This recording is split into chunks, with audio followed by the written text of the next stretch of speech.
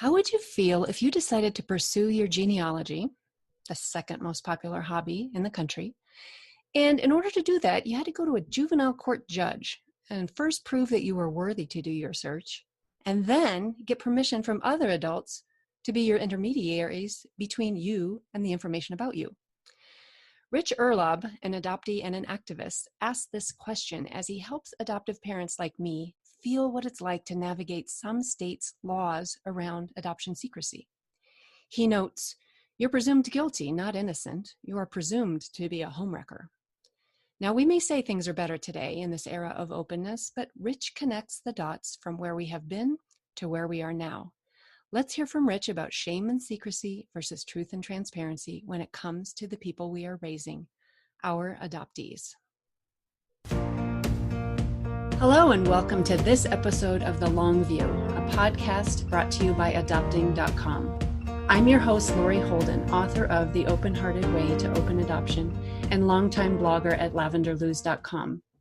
I'm so excited for our guest today. This is Rich Uhrlaub. Rich has dedicated himself for more than 20 years to support and effective advocacy for the interests of adults impacted by relinquishment and adoption. He currently serves as president of Adoption Search Resource Connection. Relinquished and adopted at 3 weeks old, Rich located and connected with his family of origin 25 years ago. Rich has testified before legislative committees and presented and facilitated at various conferences nationwide. He's been interviewed for local and national radio, television, and newspaper stories. He was instrumental in getting laws changed in his home state of Colorado, which is also mine, so that adoptees born in this state now have the same access to their birth records as non-adoptees do. Rich, welcome. Thanks. Great to be with you, Lori. I'm so excited to talk with you today. This is such an important topic for people like me because even though everybody listening may have different stories, what so many of us have in common is that we're raising, or we hope to have the privilege to raise, an adopted person, an adoptee. I want to discuss some things today from an adult adoptee perspective. It can be hard for hopeful or new parents who are at the baby stage of things to look ahead to their baby, their child, being a teenager, and maybe even a young adult. So let's talk about issues that will affect those who are now babies or children. How about starting by briefly telling us your story of becoming an adoptee activist and what exactly that means? Well, I kind of fell into it because I hit a point in life where I wanted to know more about my origins and where I came from and who I looked like, typical questions that come up for adoptees. And when I went to a group then called Adoptees in Search, I found out that records were sealed. And there's a big nationwide initiative at that time that would have sealed original birth certificates from adult adoptees for 99 years. So I got on the bandwagon and decided, hey, we've got to fight this. This is not right. And not only did we want to resist that really terrible idea, but we also wanted to move the ball down the field toward getting access to our own records once we were adults. So that passion really drove me. Let me ask you something there, because I think from where I was at one point in time when closed adoption was the way we did things, why is that wrong? Why is it wrong to seal records? Well, it's a nuanced question, and thank you for asking it. I absolutely support sealing records from the general public. There's no reason that anybody should be able to walk in and find out the details of your adoption. Whether you're an adoptive parent or an adoptee or a relinquishing mother, that should stay private. But within the parties themselves, that's kind of a different level of importance of access to information. And there's a lot of different ways that this is framed. I like to frame it in terms of truth and transparency in adoption.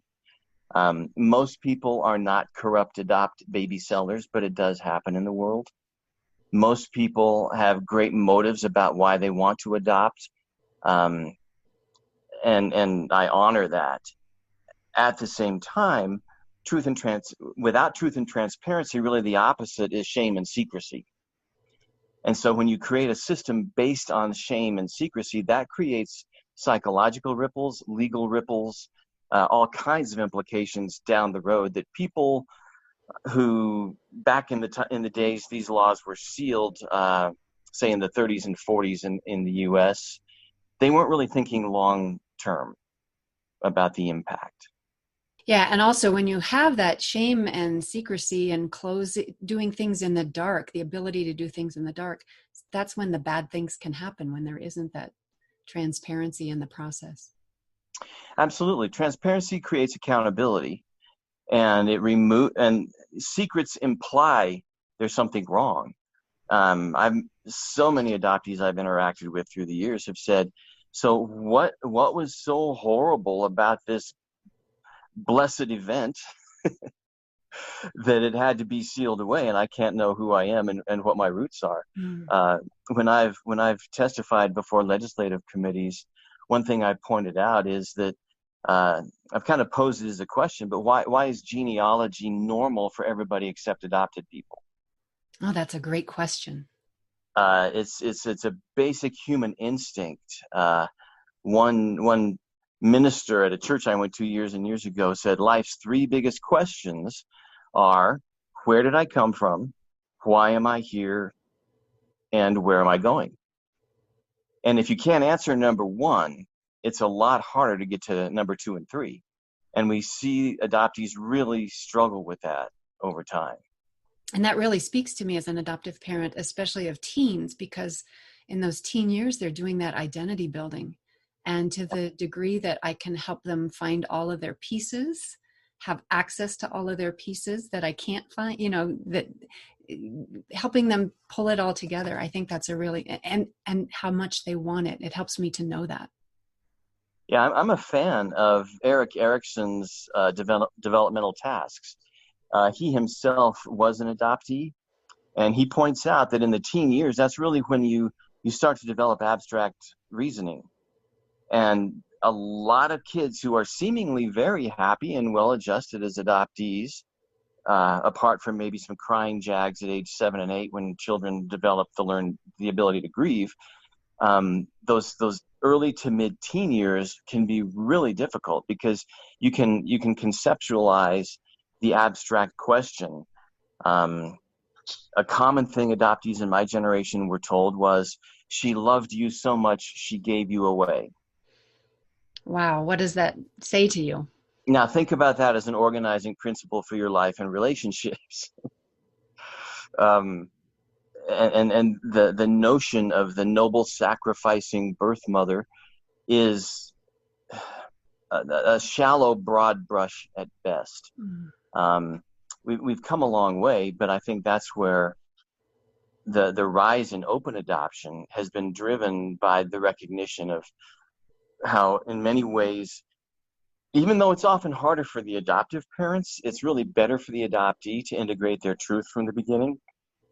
And it's also, and not all birth parents want to stay in an open adoption, and I can get that. It's hard to grieve and hard to watch your baby being raised by somebody else.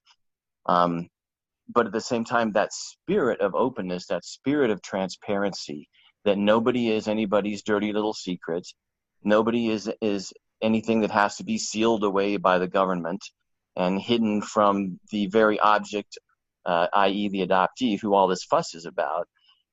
It really sets a whole different culture and a different stage for human development and honesty in relationships. People who've attended our group, and I can't count how many this has happened to, have arrived shattered in their 50s after attending a funeral when a cousin walks up and says, so now that your parents are dead, are you going to look for your birth family? Never having been told they were adopted. Oh my gosh. And Talk there's about shame. Yeah, and there's no way to resolve that. You can't have that question, and all you do is spend the rest of your life saying, so what else did they lie to me about? Right. It rocks your very foundation of trust. And the irony is that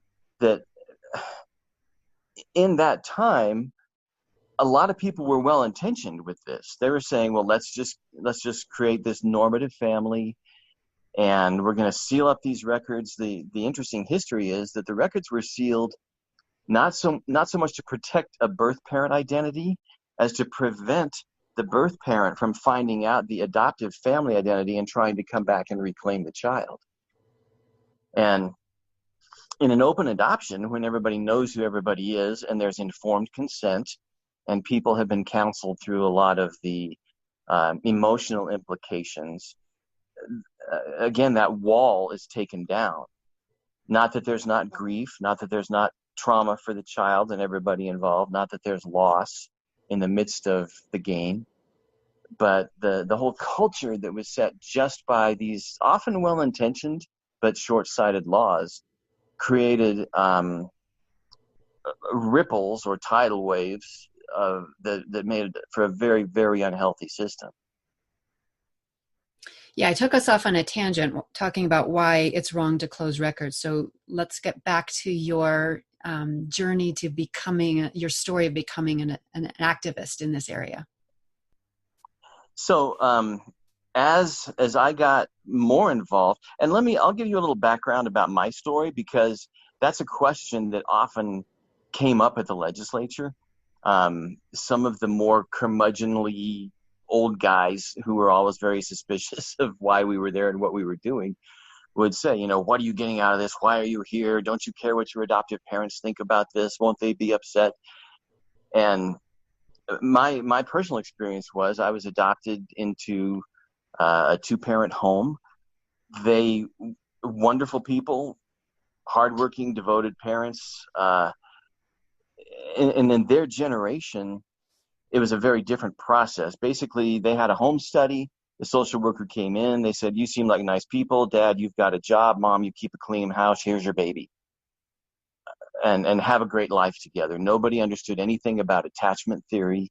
Nobody understood anything about trauma and loss. Nobody understood. There's so much that has changed since then, and so many great resources are now available to adoptive parents that I hope your listeners will take advantage of. But that's kind of my framework. It was assumed that nurture would triumph over nature. We were assumed to be blank slates, and I think this is still kind of a modern myth, though, that adoptive parents go into it believing my love will conquer all. And love is amazing, and it's wonderful, and it's powerful. But, and I want your listeners to hear me right on this, in several important ways, it's not enough. That's a harsh truth. That's a harsh truth. And the reason I say that is loving someone doesn't necessarily mean you're equipped to understand the differences in how you're wired and how your child is wired. One thing I've said to the legislature is, I love my family. They will always be my family. But the weird thing about being an adoptee is your family are not your ancestors. They're not your tribe. And so from the moment that you're adopted, you really have two sets of parents from the get-go. And you will always have two sets of parents. Whether you know them or not, whether you know them see them or not. And the more we understand about the power of genetics, the more we see. It took my mom, oh gosh, how old was I when she said this? My older sister had a son, and when he was about 6 or 8, the lights came on for her, because she said, he is so much like your sister. And the power of the gene pool that they were both swimming in really just was right up there in front of her, face to face. And I think it set her back. I think it was kind of hard on her. But in a graduate level course I took, and there's no way to be exact about this, but I think psychologists estimate that it's really about 65 nurture and 35 nature.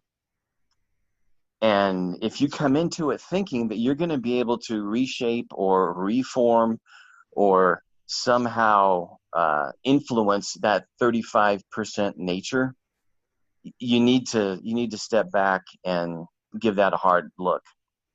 And you need to prepare yourself as a parent to be ready to flex to that nature that is not wired like you are.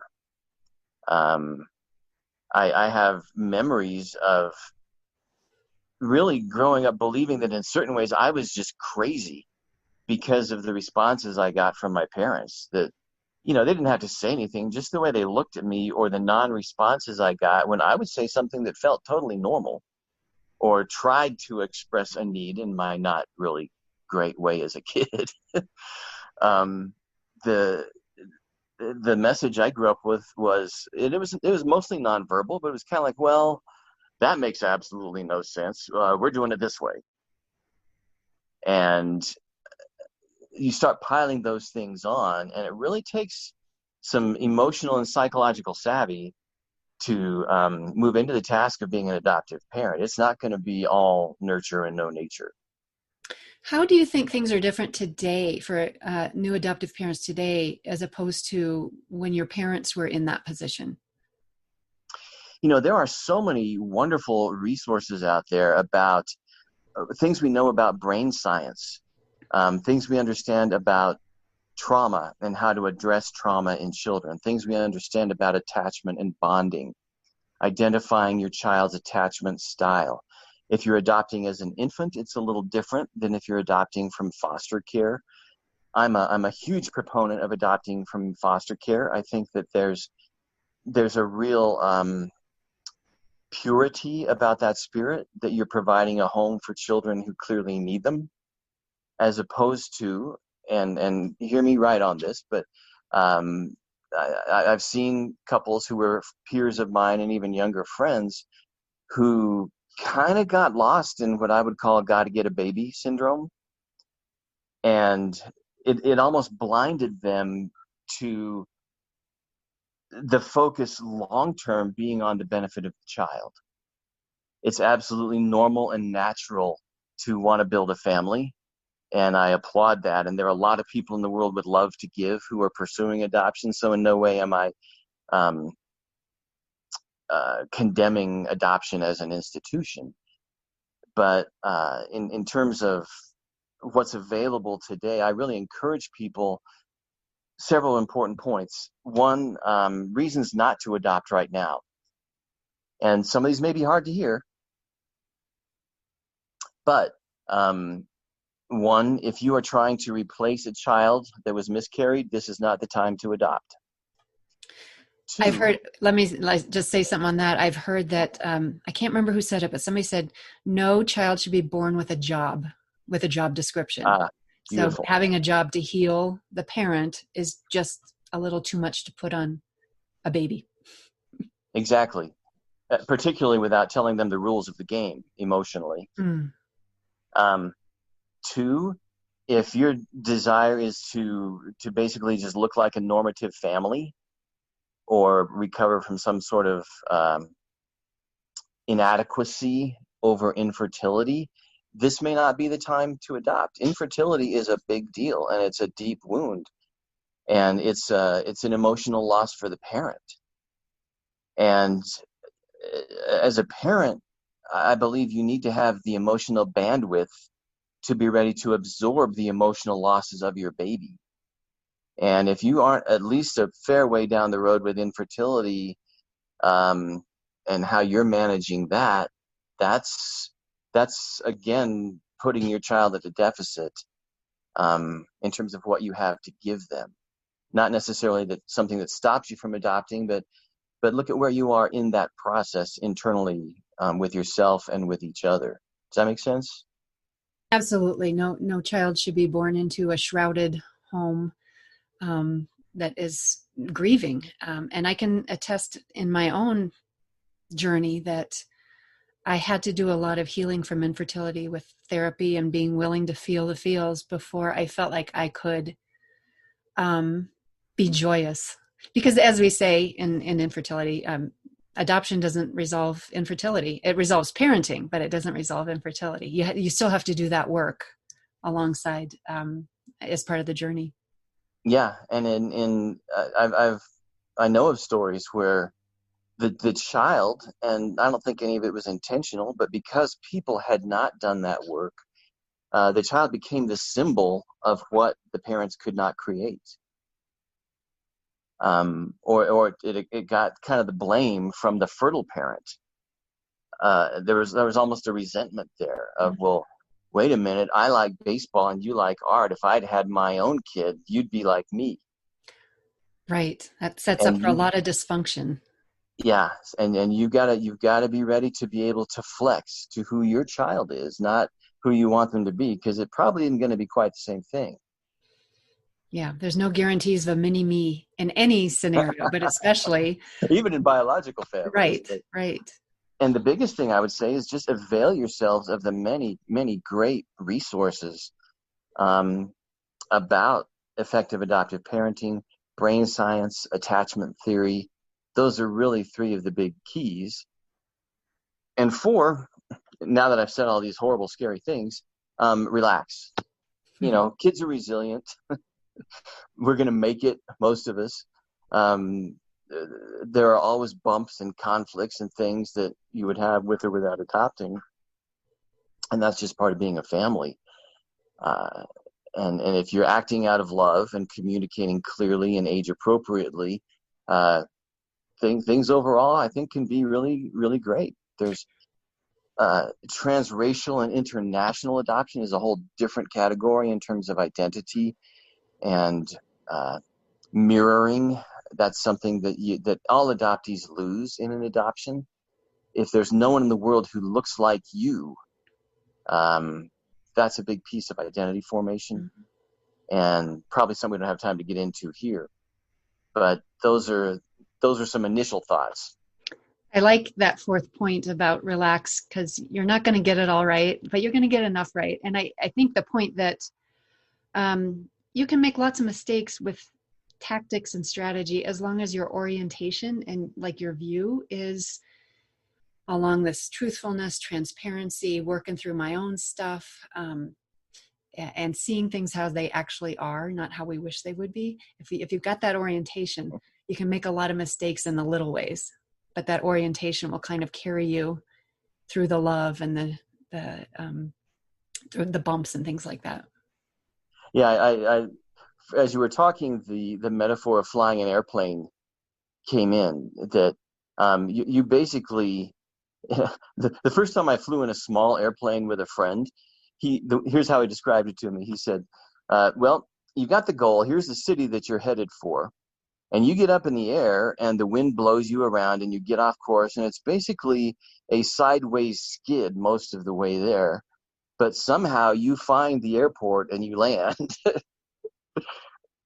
But it's not an exact science by any means. Absolutely. And there is no there. My kids are on the verge of being adults, and the airport's not in sight yet. Yeah, The destination. Nice.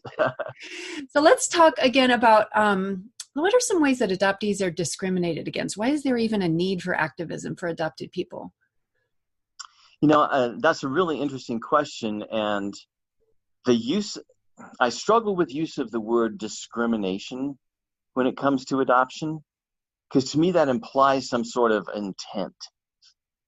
And I'm not sure that when lawmakers sat down to write unjust laws, they said, okay, how can we tilt this toward making adoptees feel discriminated against? But the outcome really was the same. Point taken. And yeah, and so in a very practical way, I think. Let me put it to you as a non-adopted person, and to your audience, those who are not adopted.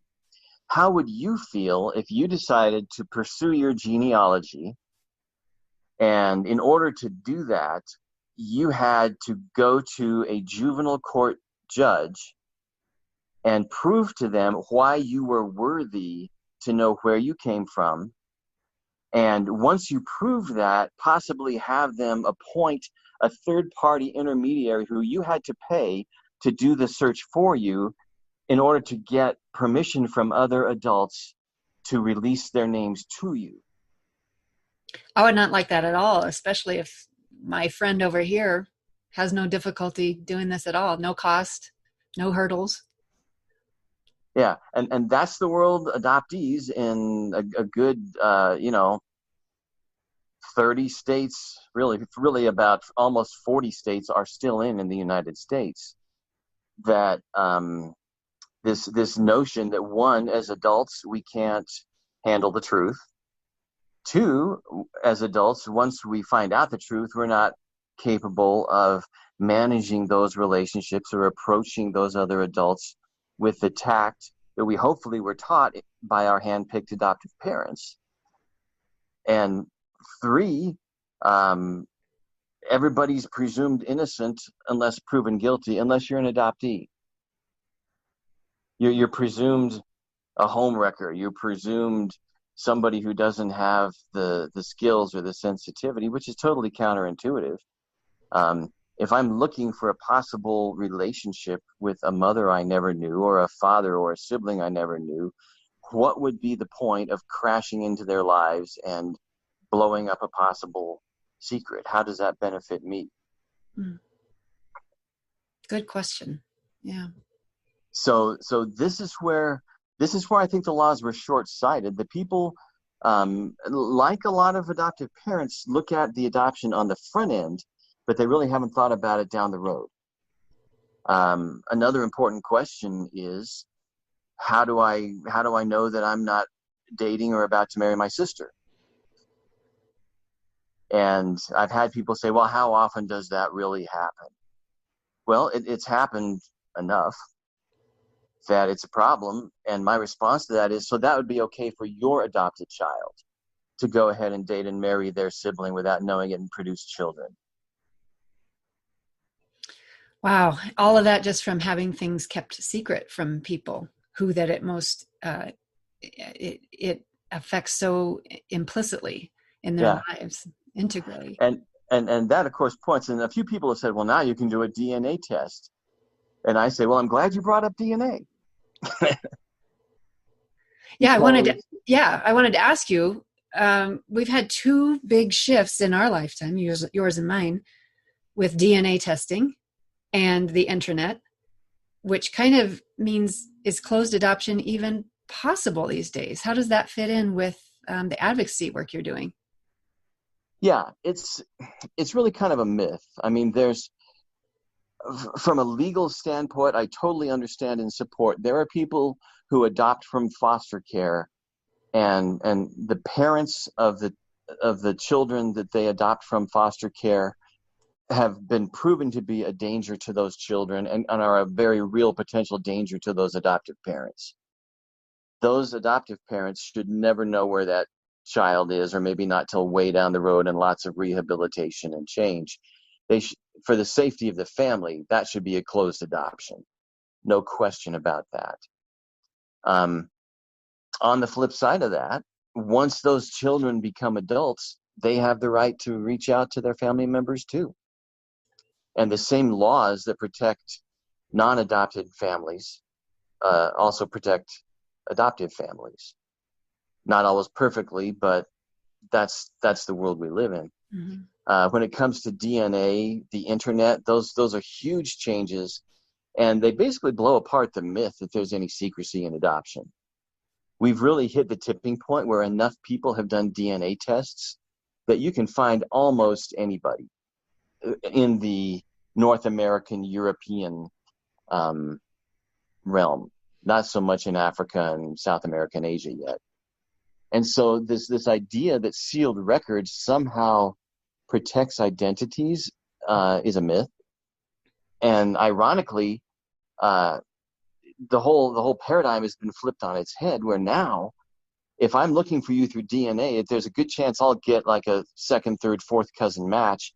And I find you by going sideways through 3 or 4 families going, hey, do you know anybody who might have given up a baby back in 1965? And that's not very secret, you know? Right. It's almost like it takes if it were a legitimate process, you wouldn't have to have these sideways surprises for people who did something, 40 years ago or whatever, and had the shame and the secrecy on them. And if it was all open, that wouldn't have to happen that way. We've made it, you have to go through it, awkward means to get this. Yeah, and there's usually an aunt or a cousin or somebody who knows the story and hasn't been talking about it. Whereas now, if adoptees as adults have direct access to their records, it allows them to make a discreet approach to a parent and have a quiet conversation with that parent and allow them some time to adjust, allow them some time to tell family members if they haven't.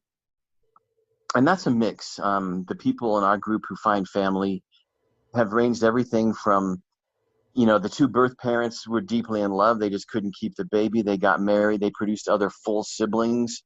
One of them owns a chain of restaurants down in Texas, and the guy, the adoptee, stood up in his full brother's wedding. Wow. This awesome story. To people who found mothers who were in mental institutions and had been raped. And sort of had the capacity to understand who this baby was coming back to them. Sort of had the capacity. There were other mothers who were in mental institutions that once their child found them, they got better. So that not knowing becomes part of the illness almost. Yeah, moms in our group have said, every year on my birthday, on my child's birthday, I cried for 3 days.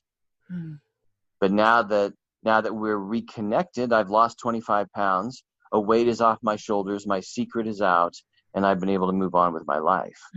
And that's a really important distinction. The fact that something might be painful to revisit doesn't necessarily mean that it's harmful. And in most cases, it's actually really healing.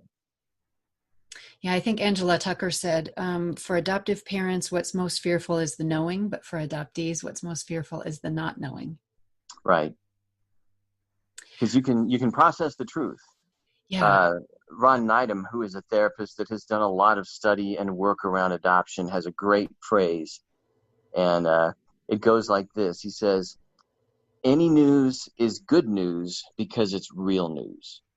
It's not about finding a happy story or a happy ending. And it's so normal for a parent to want to protect their child from an unpleasant story. And yeah, you want to unfold that age appropriate and emotional capacity appropriate, if that's the case. But I guess I would urge adoptive parents and prospective adoptive parents listening to this podcast to consider, what are your stereotypes of birth parents? What are your assumptions about them? Do you assume you're a better parent than they would have been? Had they had the resources to parent their child? That's a huge question. Because in many cases, that is not proven to be true. Wow, there's so many other things I'd like to explore with you, but we're just about out of time, Rich, and we may have to have a part 2 at some point. But I want to ask you the question I ask all of my guests, which is, what is your, and maybe you've already told us this, but I'll give you another chance if there's something else unsaid. What is the best piece of advice you have for adoptive parents about the long view? This seems really simplistic, but I think the answer is built into the question. Approach it with the long view. I love that. Adoption is not an event. It's a journey. Yes. And I think you make me remember that to adoptive parents, it often looks like a one-time deal. Something that happened, but that's not necessarily the case for how adoptees feel about it, right? Yeah, it's. I think many adoptive parents, and again, rightly so, because it's not easy to adopt. I've seen so much joy. This is they're mine now. This is our baby. We're going to celebrate Gotcha Day. That may be my second biggest piece of advice. Do not ever, ever, ever have a Gotcha Day. Yeah, tell us why. I think I know, but tell me why. You want to celebrate a birthday? That's great. Adoptees who are willing to let themselves feel the feels and think deeply enough about it. Once they understand, I'll use this illustration really quickly. My dad used to say in one of his many less emotionally aware moments, he would say, "Well, you cost us $10 and you've been worth every penny." Youch. And now, and it was a joke, you know, but not a great joke for an adoptee. And some parents may be going, "Oh my gosh, $10, that's fantastic." You know, they just paid a record fee to the state as opposed to thousands and thousands. But think about now, the money goes up. And as the money in adoption goes up, the sense of commodification on the part of adoptees also goes up. And kind of the sense of, look at all we paid for you, look at all we've done for you, look at all we've sacrificed for you. Therefore, it's your job as the adoptee to sacrifice your identity and your heritage because you owe us, because of how much you cost and what we invested in you. Mm. And the gotcha day becomes a symbol of what all that is about. It's the day we acquired you, as opposed to, here's the day you were born. And I know it's another one of those things that often has good intent. We're celebrating your adoption. It's a beautiful thing. The way it lands with many adoptees is it's a phrase that's a symbol of our commodification. How would Family Day strike you?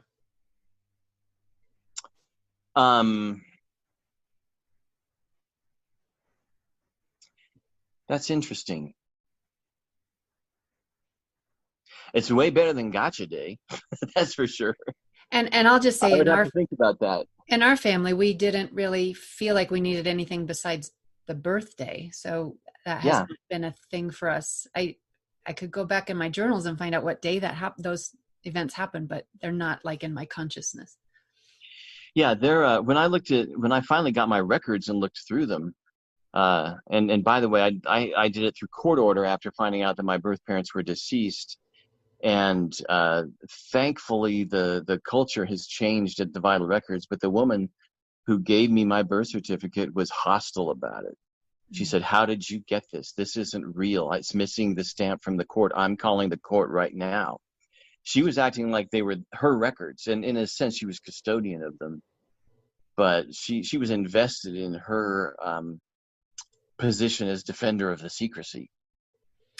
And it sounds like she treated you as though you were a child. And I think it's interesting. We don't actually have a word for an adult adoptee. We have to call them, when we say adoptee, we think of a child. We have to say adult adoptee when we're talking about somebody who's an adult. I had when I was, the Denver Post did a story years ago when I was active in the legislature, and they came to my place. It ended up on the front page of the paper, and they sent a photographer to my place, and I opened the door. And the photographer said, "I'm here to take some pictures of an adoptee," and he was looking down at my knees. Oh my gosh. Oh my gosh. What does that say about our assumptions of the word? Of the word adoptee, yeah. And that's another thing about sealed records. We're perpetual infants. We're perpetual children, having to go back to the juvenile court to plead our case about why we're worthy to find things that other adults can find online. Mm-hmm. Well, we'll need to do this again because there's so many more things I'd still like to talk with you about. Can you give us we'll put this in the show notes, but can you tell us how people can reach you? Yeah, absolutely. Our organization is called Adoption Search Resource Connection, ASRC. Our website is asrconline.org, all one word. And we've got email connection and phone number listing there under contacts at the bottom of the page. We have a Facebook page. Please follow us and like us. We post pretty wide number of perspectives, a pretty broad set of perspectives on adoption.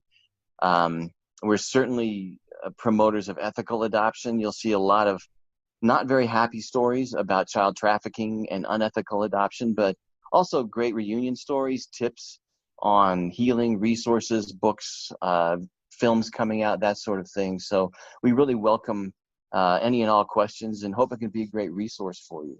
I have found it to be an excellent resource, so I vouch for it. I want to thank each of our listeners for tuning in and investing in your adoption's long view. May you meet everything on your road ahead with confidence, capability, and compassion. Thanks for joining us.